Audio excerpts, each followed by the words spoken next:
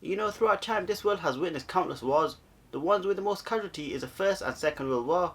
Mainly for political reason when all said is done. So why not take that piece of history and turn it into a vision of a virus, turning people into nightmarish creatures with no feelings or morals? Well, that is what Resistance Fall of Man is all about. It takes place in England in around 1951, so it should take place after World War II when everything settled down and the world turned into a drug farm. However, that isn't the case. Do you know that the Queen is German? Imagine that, fighting for your country and Queen, only to realize that she's related to the enemy. Well, not related, but you get my drift. And it looks like the invasion has begun. With that fact, God save our German Queen.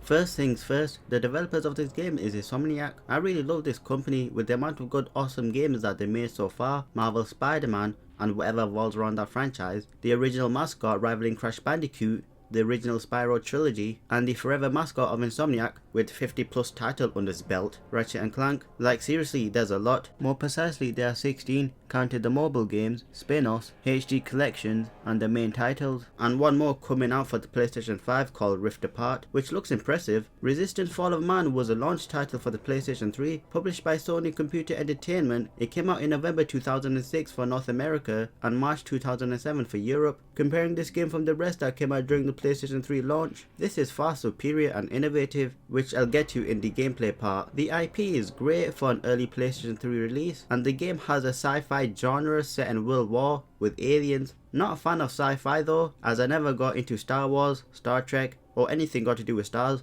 except for Resident Evil. The game atmosphere is brilliant, despite being an action first person shooter slash platformer. Thank God there isn't a lot of those, but like in some levels, the mission is eerie and downright creepy, whether it's the design of the chimeras or just, yeah, the chimeras. They're creepy as fuck. Again, I'll get to that later, as I show and tell you which ones that are annoying. And what the hell is that? Ew, stay away from me. The appeal of this game is simple. If you enjoy playing Call of Duty or Medal of Honor back in the day when the setting was in World War, then you're gonna like this as an alternative story to those events in history. By the way, you don't go through the history of World War, the story is different and doesn't reference anything to the real world. Anyways, Resistance Fall of Man was the first game for the PlayStation 3 to reach the sales of 1 million. Not bad considering it was surrounded by shit, and because Resistance had no competition, it won awards and was positively received by the critics, with some idiots saying things that I don't agree with.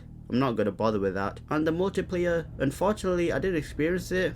The server closed down in 2014, which is a long time for a game like this that isn't competitive like COD. One lobby can hold up to 40 players. That's insane to think about for a first person shooter. You can create your own clan, join ranked games like Team Deathmatch, Free For All, Team Objective, or create your own custom matches to your liking. It's pretty standard stuff you find in this genre. You can be assigned to the Chimera species or the human race, but that's not all. You can still experience the multiplayer aspect via split screen, which has a variety of modes and map to play on. Resistance Fall of Man multiplayer received DLC, nothing special. Insomniac has just released some map worth about £3. Since the server are closed, you can't buy these DLC anymore because you can't play on them. The European PS Store, it was taken down, while the America PS Store is still available but you can't download it. When Resistance 2 came out, all these map packs were free to purchase. Now these DLC are useless. So as you can see, the game takes place in the UK, where you visit places like Manchester, London, Nottingham, Grimsby and many more. Insomniac as well as Sony face backlash from the church because in the game you visit Manchester and you have to go through Manchester Cathedral. The Church of England made legal threats against Sony because they claimed it was copyright infringement and it was desecrating the church by having the players shoot inside the church. As a response, Sony apologized by donating money, not adding any more segments inside the church, and supporting a group in Manchester that stops gun crimes.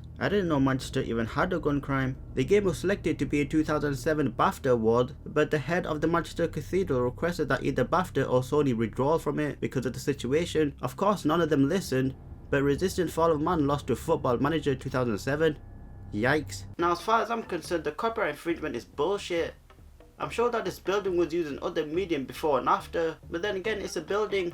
I'm sure GTA isn't getting sued because they're copying New York, Miami or Los Angeles. On the other hand, I kinda understand the desecration thing, as the game in of itself isn't trying to mock religious building or the religion itself. And with that out of the way, the graphics for this game looks good at that time. I won't say it aged bad because it hasn't. The color palette looks drab, it's all just grey and brown, like it's an old memory or some shit. Now it's time to talk about the chimeras. The design of them are insane. It's certainly unique from what I've seen before I played the game or after. There's a lot of varieties between the chimeras, like the hybrid soldiers you kill over and over. Some of them have different appearances, as some look kinda human-ish, and some look like fish monsters. You see that each Chimeran has some sort of heat thing on the back, making you think what kind of purpose of that, you'll know in story. Nevertheless, the Chimeras, the one I hate are these annoying little spider things that swarm you. Killing them is like wasting most of your ammo. The best weapon to use is the flamethrower, but you get that like halfway through the game. And the other Chimera I hate are the Auger Chimeras, cause like first they have the OP gun that can shoot through walls, killing you instantly if you're not careful, and they can take a full clip of bullets to kill. Most of the levels are dark and kinda hard to see, which brings me to the next Chimera, these jumpy Chimerans that latch onto walls and shoot at you.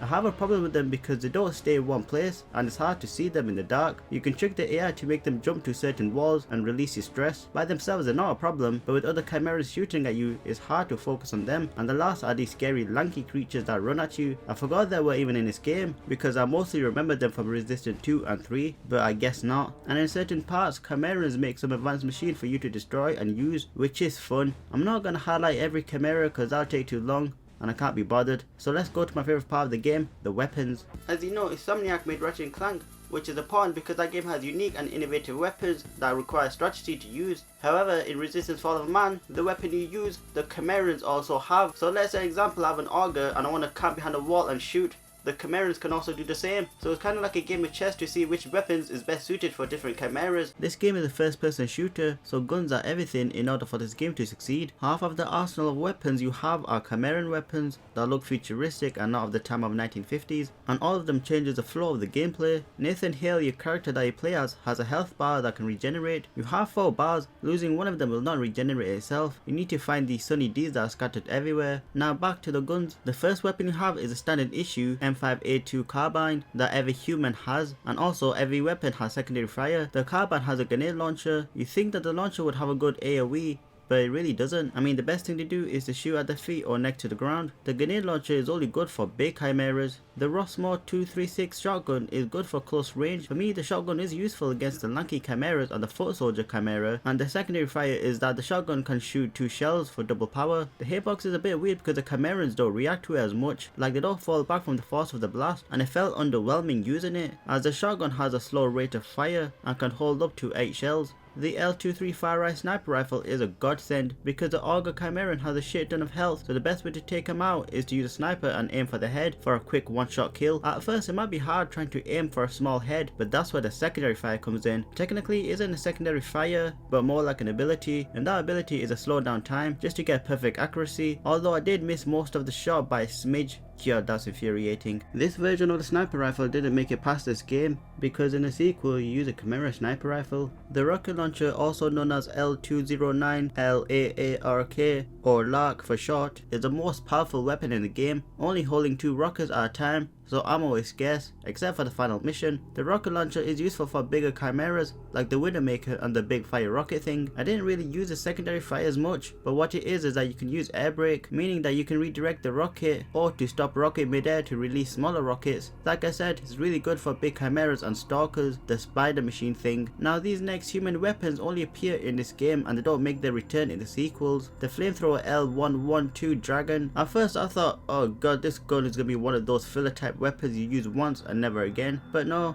This flamethrower is super useful against Chimeras because fire is their weakness. Anyways, it's best against small spider things as they die instantly and any other Chimeras will go down in a matter of seconds. This next gun I thought was a Chimeran weapon, but it isn't. It looks like it was made in the future. Well, it was a US secret project weapon, the X003 Sapper. I didn't use this weapon much at all. It's pretty useless. The range is awful. You're exposed to being killed by the Chimeras rather than you killing them with a gun, and the gun shoots mine. Sticky mines, mimicking the Widowmaker attack, as the Widowmaker also shoots mines from afar and is very dangerous. The mines can stick onto anything and you can create a chain reaction by landing the mines in a certain way, and the secondary fire is detonation. For me, I didn't find it useful in any situation. The next gun is kinda like a minigun. While that gun did make it to Resistance 2, this version didn't. The XR005 Hailstorm. It fired bolts that can ricochet off surface till hitting the targets. The secondary fire is my favourite and useful when you pin down, and that is you can discharge a turret anywhere you see. Personally, I shot up in the air in the middle of a group,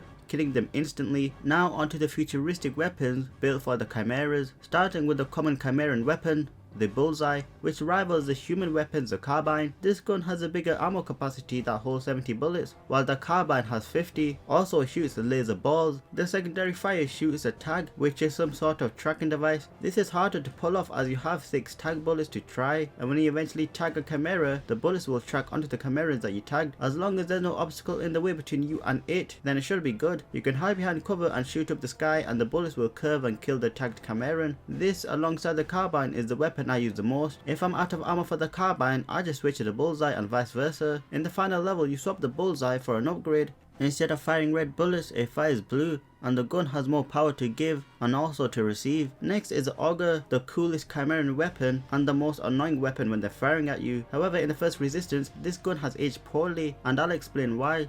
The secondary fire is a shield that can protect you from any bullets. In Resistance 2, the shield is horizontal and curved, covering both sides and the front, while in this game is a rectangle. It's fucking useless as Chimera can just move to the side and shoot at you. Now the Auger is a special weapon because it can shoot through walls, making the shot more powerful when it comes out from the other side. The ammo capacity for this gun isn't great, and I think in Resistance 2 you can see through walls with the Auger, but in this game you don't have that. You just use the reticle, and when it turns red you just have to hope that it hits, but 9 times out of 10 it doesn't. And these next Chimeran weapons didn't make it past the sequel, the Reaper Carbine. This is a dual machine gun pistol thingy that can target 2 enemies at once. It's the first weapon you pick up. The secondary fire shoots the left gun simultaneously along with the right gun. The splitter is another gun that I didn't use, and you get it late in the game. It fires an explosive pack while the secondary fire splits them up, chasing after multiple Chimeras. And the last gun is an arc charger. Again, you get this way later on in the game, and I didn't use it at all. I probably used it once. However, the Chimeras with the gun will get up to your face and try to shoot you with it. So basically it fires an energy beam that can shoot multiple enemies at once, and the secondary fire is called the Iron Burst. I don't know what that does. You see, the weapons in this game are insane, but that's not all. Aren't we forgetting something? Something that can be thrown.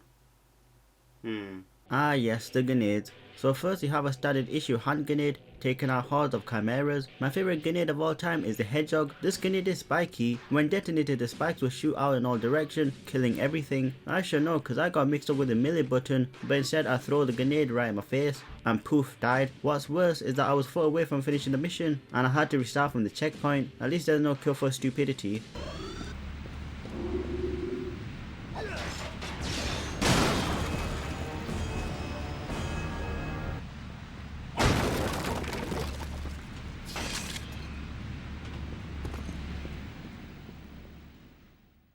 The backlash grenade can create a bubble that can reflect Chimeran weapons and can injure them if they go through it. It's really good because if you're surrounded, you can throw the grenade on the ground and stand inside the bubble and shoot through it, killing them while they can't shoot back at you because the bullet reflects and shoot back at them, hence backlash. And the most powerful grenade, the airfield grenade. Basically it's an incendiary grenade, burning everything and instantly killing the Chimeras.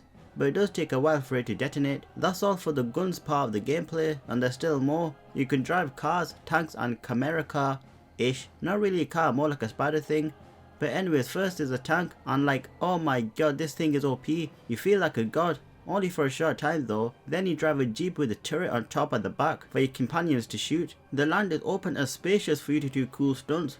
You can't fall off it or die from an explosion. Only you will die because you're exposed. I mean, the car is pretty much naked. And the other vehicle is called Stalker, that has rockets and turret. Same as tank and is very mobile. But it has a crap durability though, because the weakness is the backside. So trying to destroy it is harder than your own Stalker being destroyed. The next thing I want to talk about is the structure of each level. Basically all of them are reaching point A to point B, with some differences from being stale. Like you have a Golden segment in where you defend the place you're supposed to be defending. A driving segment where you drive around the countryside, get out of the jeep and kill the Chimerans. And like I said, you drive a tank and Stalker. Most of the time you're going through buildings and even fighting at the rooftops or going into the tunnels where the atmosphere changes. You see the Chimera worker that can lunge and eat you while hybrids shoot you down. That was bullshit. It feels creepy, like you're helpless. Well, not really, cause you have all the guns. I don't mind cause I love horror. Not jump scare horror, but classic horror like Dead Space, Silent Hill, Resident Evil, etc. You know what, when I think about it, it feels like a gritty version of Ratchet & Clank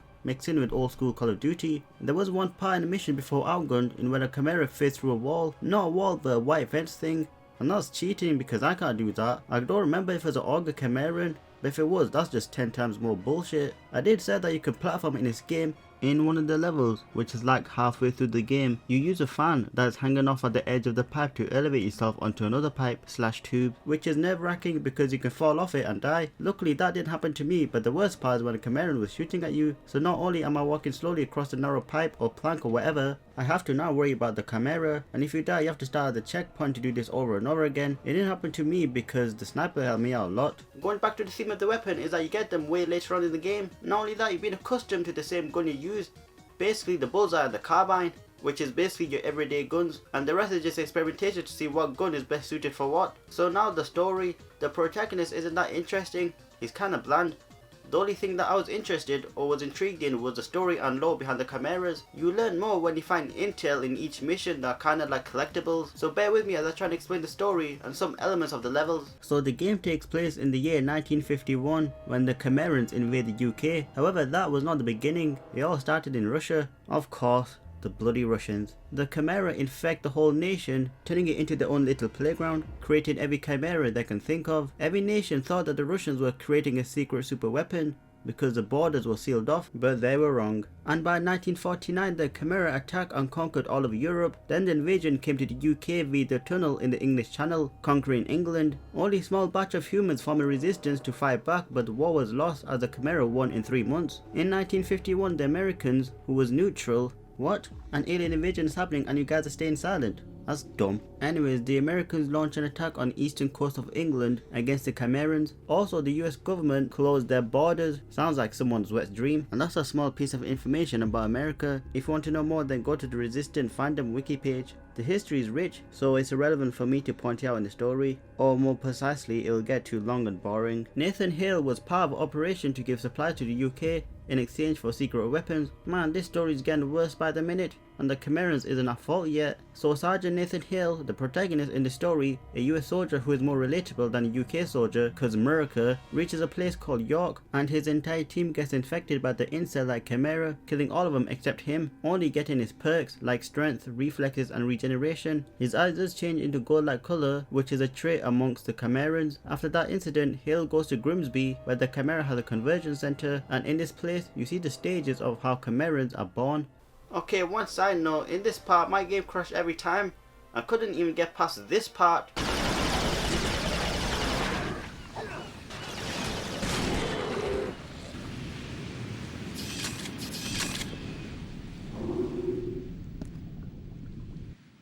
And not only that, the level shows some texture glitches, or it loaded the wrong one, and it took a while for me to get another second-hand copy due to lockdown situation.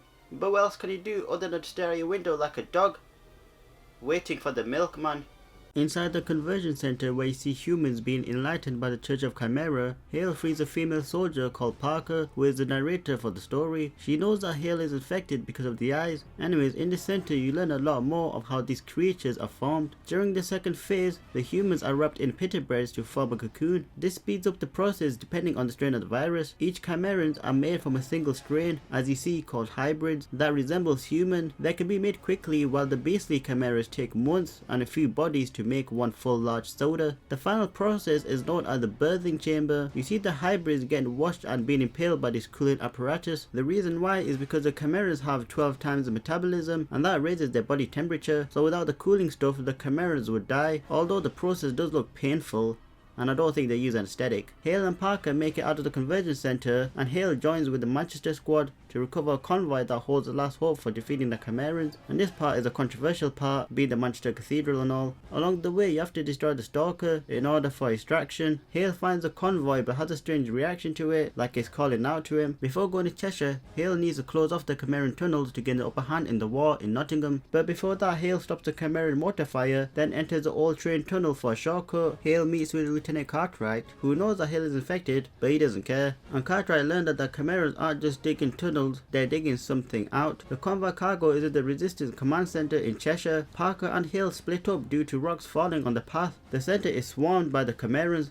For what reason? Well, inside the cargo something is calling out to them. Parker tries to warn Hale not to open the cargo, but he's already deep down where radio communication is useless. Hale stumbles across a map room that has 2 decades worth of information about the Chimeras, like the invasion spreading through Russia, autopsy report on the Chimeras, death chart and the progression of the virus. Over 6,000 cases, none of them showed any sign of resistance towards it, and it also shows you what's inside the cargo. Nevertheless, Hale opens the cargo only to find, what? Ew, ew, kill it. Hale finds the angel who can telepathically talk to Chimera, as well as Hale because he's infected. However, as you see, Hale unleashes a plethora of bullets to kill it. Cartwright has gone to Somerset, but Parker hasn't heard of him for hours. Hale then volunteers to go and find him. After locating him, they both find a Chimeran tower that was excavated, not built like the rest, and these towers are connected to a power conduit and a network of tunnels. In Bristol, the Chimerans attack the Southern Command. Hale manages to fight off the Chimera, and the plane are able to fly away the remaining survivors to Cardiff. Unfortunately, the base was lost. Hale goes solo into the Chimeran tunnel to see where the power conduit leads to. After walking in the tunnel for several miles, Hale reaches a major junction known as C3. Going into the tower and out the other side, Hale is in London, and for some odd reason it's snowing in July, which is not normal. Well, given the climate change, anything is possible. Oh shit, I just realized something. Is that what the Chimera is trying to tell us all along? A tower is in the middle of London that is huger than the one in Somerset, and power conduits are running from all sides, so if Hale destroys this tower, then maybe the war will be over. Parker calls the American for support in Cardiff, then launch an all-out attack in London. Hale has to clear a landing zone from stalkers, so the support can come in. You have to destroy 2 stalkers, plus a giant Chimera, then reach end of the level. God damn, that was infuriating. Parker reflects on London's state, on how she fled 6 months and now is unrecognizable. The reason why London is filled in snow is because the Chimeran are a bunch of chilled folks who can't stand the heat. The army of tanks crossed the bridge on the Thames and the Goliath is on their case, so in order to buy some time, they need to destroy the bridge. So far, the army is on the lead, killing the Chimerans, but most of them just keep spawning from the tower. Hale meets with Cartwright on a jeep trying to stop the Goliath. Of course, that isn't enough, so Hale hijacks the stalker and finishes the job, destroying this giant monster machine thing. After that, inside the tower, Cartwright gets impaled by the Widowmaker. Hale has to go in alone, and inside the tower is a shit ton of angels and overpowered Chimera in groups ready to gangbang you, Chimeran style. While that is happening, outside things are not looking so good, as now the army are losing. It's only a matter of time before all this goes down the drain. Hale reaches the top of the tower and destroys the tower power core 4 times, causing it to blow up. As the tower falls, the Chimerans also lose hope and die because Mummy Chimera is dead, leading to mass extinction of the Chimera in the UK. And Hale dies in the process because he was in the tower of that explosion, and I think Cartwright survives. Anyways, Hale was killed in action in July 1951, or that's what the game wants you to believe, as after the credit, Hale is walking with a grenade in his hand, surviving the blast. A group of soldiers abduct Hale and send him back to America for Resistance 2. I mean, if I have to guess who they are, then they're probably the developers. And that's my review of Resistance Fallen Man for the PlayStation 3. You know, for an early launch title, this game is sick. It's different, it has aliens, and it feels like COD, while the core gameplay feels like Ratchet & Clank, you know, being the weapons. This franchise is one of my favourites from Insomniac. It's a shame that they said that they're done with it, when there's so much that can be explored. I think it mainly had to do with how well Resistance 3 performed, as I didn't think that game sold that well. But like, as for the story, you can show different perspective of different countries on how they dealt with the virus and the Chimerans, or show how it started visually. I don't know, it's a shame. I mean, the PS Vita version Resistance Burning Sky was also good, and this was the last game that they made and developed, but I guess Ratchet & Clank need their own 20th installment for the franchise. And with that being said, I've been AnimersiveXP. Thank you so much for watching. Make sure to comment, like, share, subscribe, and hopefully you see me in the next video. Bye bye.